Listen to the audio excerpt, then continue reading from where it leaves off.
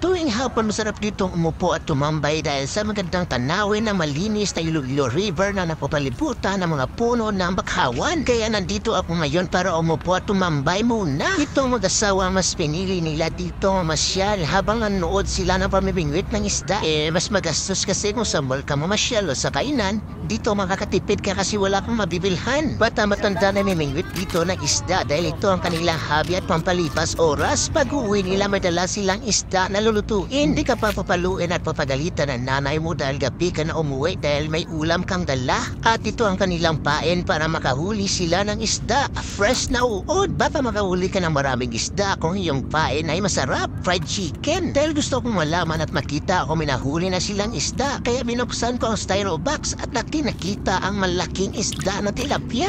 Ang dami nila at buhay na buhay pa. Gusto ko sana umingi ng isa. Akala ko ay skending laman sa loob. Isda pala. Migo, pwede ka pa nga prituon ko lang. Pati pa si kuya na padingwit ng isda. Kaya nilipitan ko yan para makita natin kung malaki ang tilapia na kuha niya. Wow, ang laki ng kuha mo kuya. Umaabot yata yan ng 10 kilo.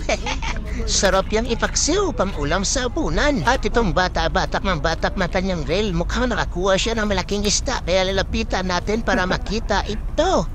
Wow, napakalaki nga. Basura.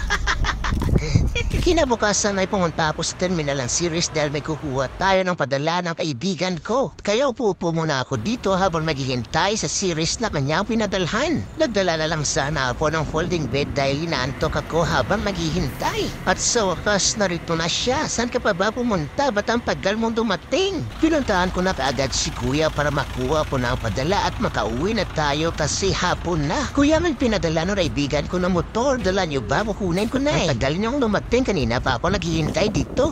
Joke lang. At ito na yung pinadala. Nakuha ko na. Akala ko motor, papel pala. Namangha ko dito sa flyover dito sa Tagbat kasi maayos na dinadaanan ng mga sasakyan. Pero doon sa Ongga flyover, hindi pa rin maayos.